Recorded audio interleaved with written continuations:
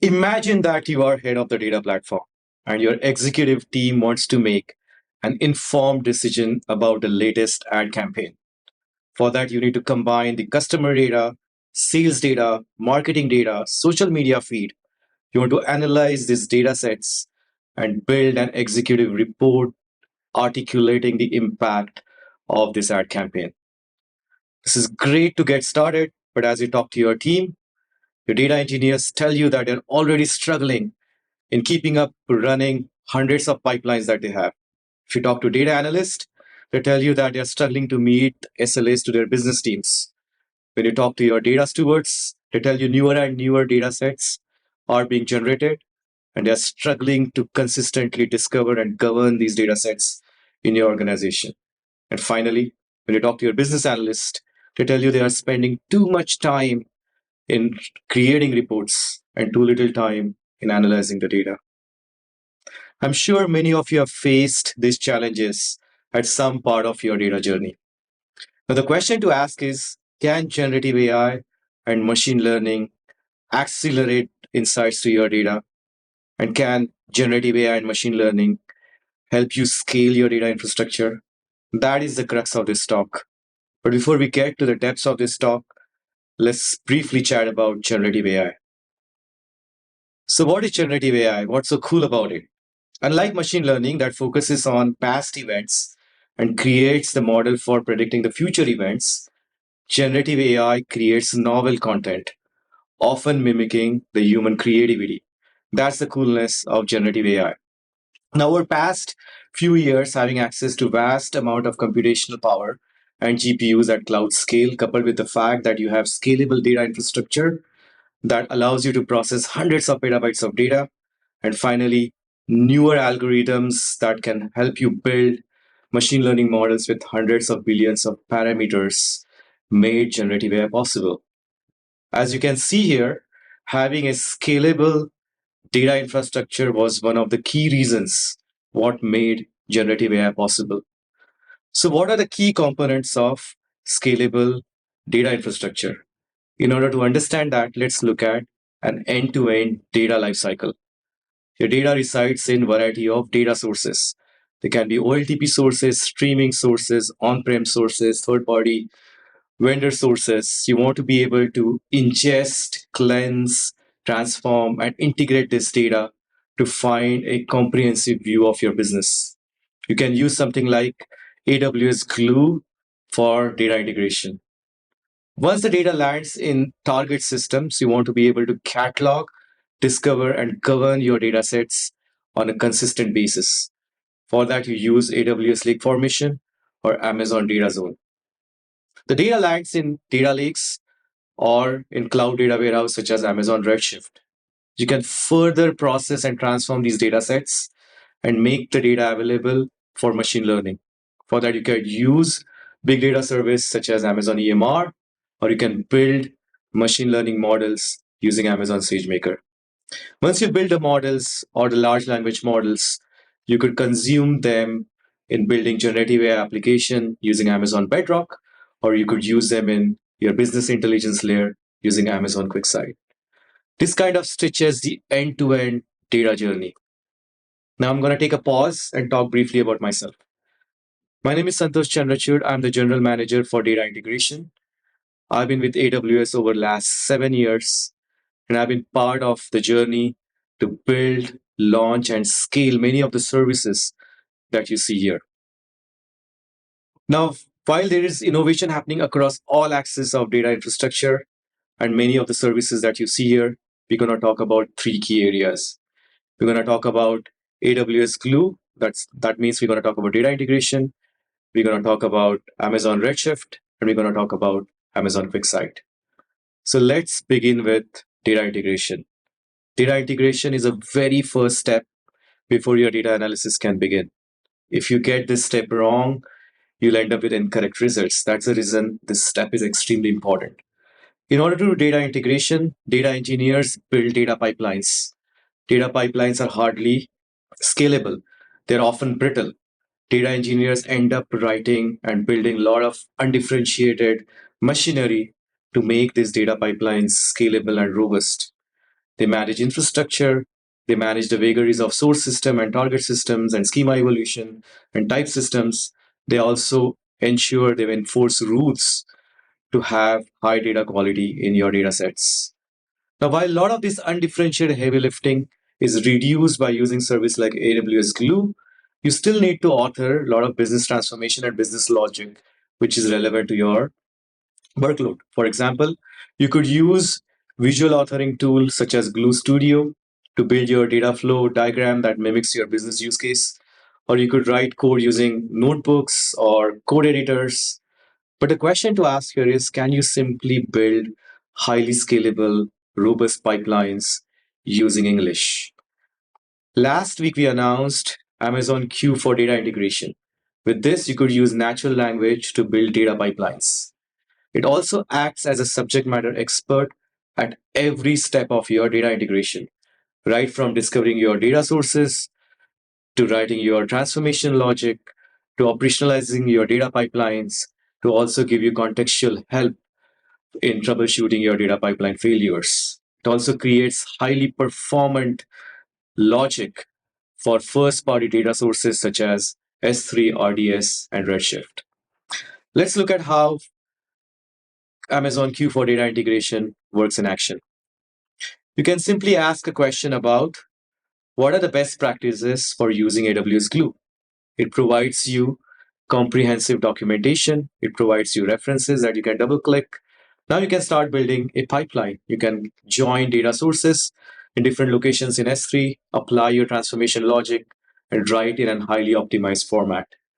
It generates the code that you can then convert into a job that can be a part of your recurrent data pipeline.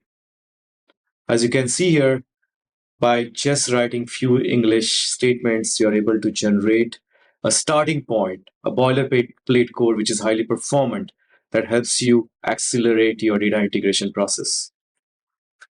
Now, building highly scalable and reliable data pipelines is a great start, but your quality of insights is as good as quality of your data. In a recent survey with bunch of chief data officers, they cited data quality or lack of thereof was the primary reason they could not realize the potential of generative AI. Now, detecting and enforcing data quality at scale is a challenging problem. You want to be able to create data sets which are accurate, comprehensive, complete, have referential integrity, and are also not stale. You want to be able to write your business logic that reacts to your latest state of your business. In order to solve data quality, data engineers often write data quality rules and they evaluate the rules against the data sets as and when the data sets arrive. Often these thresholds are, are static in nature. That means it only reflects the static part of your business. Anything that has dynamism in your business is missed when you write these rules one by one. For example, if you're a candy store, the data quality rules will always create false positive as your candy sales surge in the month of October. Getting these static rules to work is a time consuming and erroneous task.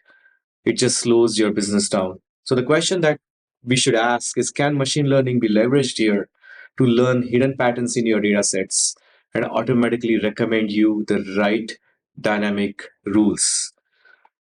We added this machine learning capability in Glue. The way it works is with this ML capability, AWS Glue Data Quality Engine automatically starts scanning key statistics about your data sets. It builds algorithms and machine learning models that can further refine based on your inputs. Once we get these models in place, the data quality ML engine starts recommending you insights about your data sets. Then it also recommends you what dynamic rules you should be installing in detecting and monitoring your data quality.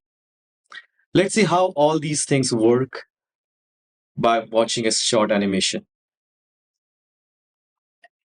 Here I have a New York taxi dataset data pipeline. It takes this data on a daily basis, aggregates it, and loads it into another S3 bucket. Now, to enable data quality checks, I simply add the data quality transform. I really have no time to configure data quality rules now, so I'm going to use the new ML capability to help me build rules I can evolve later. For this, I'm going to add an analyzer called row count. Analyzers gather statistics and detect anomalies in your data. This is going to gather our row counts, learn from the patterns, and start detecting anomalies.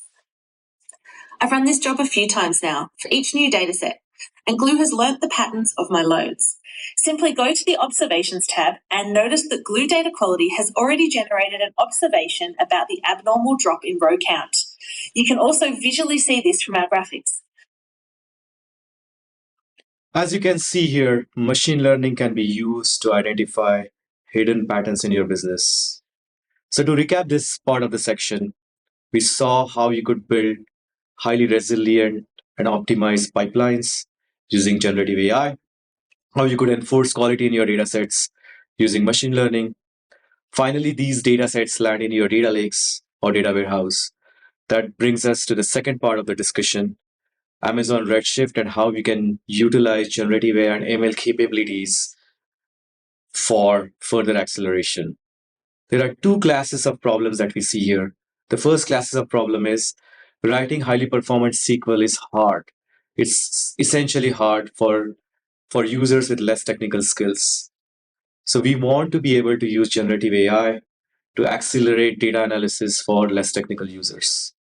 The second challenge that you face is having consistent query performance at scale, keeping in mind the best price performance and meeting your SLAs is a hard problem. And can we use artificial intelligence and machine learning to simplify this journey? Let's look at the first problem. Imagine you had generative SQL capability, which will allow you to simply ask questions in English and it generates optimized SQL for you.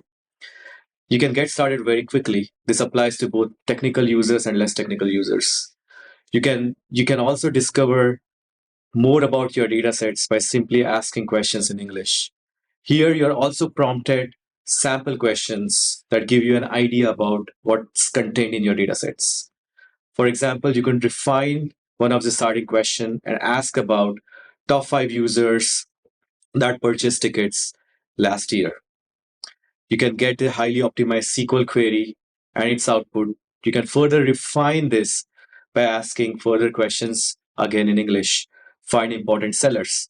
You get highly optimized SQL output. Now, once you're satisfied with your data analysis, you can simply use the SQL statements in other parts of your data journey. Now, while you can author SQL quite easily, it benefits all classes of your technical users. Having a consistent performance out of your data warehouse is a hard problem. If you remember in our old times, you would have a database administrator who would improve performance of your database and keep it consistent over a period of time. That meant he or she had to go through a lot of background tasks and background processes to optimize your databases. This is not an option at cloud scale. So invested in AI-driven scaling and optimizations that we call autonomics. The autonomics engine behind the scenes scan your query patterns, data access patterns, your concurrency patterns, your time of the day patterns, and build strategies that can accelerate your queries and offer the best price performance. There are three broad strategies that we deploy. The first one is automatic table optimization. With these strategies, autonomics recommends you physical design, your sort keys, your distribution keys. It also chooses the right encodings for your certain column based on the data contained in them. It also does background processes such as automatic vacuum and deletes, and it relieves you of any of the offline processes that you would need to carry on your behalf. Now, this alone leads to up to 40% performance improvements. The next set of innovation is about automatic workload manager. Your workload changes depending upon seasonality, time of the day, number of active queries that you have. The question to ask is, can you have an optimal query throughput for the resources that you have? For that, autonomics starts scanning your query patterns and your resource requirements for a given query and builds algorithms and machine learning behind the scene. So as you're presented with set of queries in a given quanta of time, It impacts this query based on the resource requirements that it will have in terms of memory and compute. That allows you to get consistent, predictable performance from your compute resources. It's also aware of SLAs. Certain queries might be of higher priorities than the other queries. As an example, short running queries are more delay sensitive than the long running queries. It automatically prioritizes those queries behind the scene. Finally, sometimes your compute is just not enough and it scales out and scales in your compute infrastructure based on the priorities that you have set. For example, you may want to optimize for cost. In that case, the scaling follows a different curve versus you've set up the scaling policies optimized for the best SLAs. In that case, it follows a different scale in and scale out strategies. This brings us to the third part of the autonomics, which is automatic materialized views. With automatic materialized views, you create materialized views to accelerate certain parts of your queries. Materialized views essentially pre-computes your queries so that your queries perform faster. Behind the scene, autonomics engine scans for such opportunities and builds and identifies queries that would benefit from materialized views. It creates the materialized views, auto refreshes it, and even updates it as your query patterns change. Finally, it simply deletes these materialized views if it determines that materialized views is going to cost you more money than the performance. As you could see, by deploying autonomics capabilities, you give consistent performance to your business users, your predictable SLAs, and your dashboards render blazing fast. That brings us to the third part of our talk, generative AI in Amazon QuickSight, our unified business intelligence at hyperscale. There are three challenges that you face. The first challenge is how can you generate reports without spending too much time and energy? Because that frees up you to do creative analysis about your business. The second challenge that you face once you share these reports and dashboards, can you enable less technical users to unblock themselves as further drill down questions and also customize these dashboards? Finally, can you simply ask an abstract question such as, is this ad campaign creating the business impact I care about? And you get an entire data story and impactful analysis presented to you. Let's start with the first leg. Here you want to be able to generate a calculation using English. You get presented with complex mathematics that you can use to start building your visual. Once you build your visual, you can you can start modifying that visual and customize it using English. For example, here you're converting the bar chart into the table format. You're also customizing the colors. You're adding more columns, such as the earlier column that you pre-computed. With this, you're able to build your report blazing fast. Now you build the report, you want to be able to share with broader set of business users. Now, as you share this report, the business users would like to know what's contained in them. You present leading questions and data previews so that they can understand more about these reports. In this case, they're trying to learn about best performing products. They want to analyze the performance by profit instead of number of dollars earned. They also want to understand the year-over increase by region. This is the final chart they would care. Now, without having this capability, they would have relied you to build this and shared with them, which slows down overall business analysis process in your organization. Finally, the question to ask, can you create impactful data stories? Here you're asking question, how can I increase profitability and what strategies my sales managers can deploy? You get presented with detailed report with visuals and summary. You can select the areas that you care about and customize the report. The generative AI engine would learn about your preferences and apply them in your next iteration. You can reduce AI verbosity and finally share this report with your business leaders. As with any generative AI and machine learning capabilities, all of these services honor your data access and governance policies throughout the data lifecycle.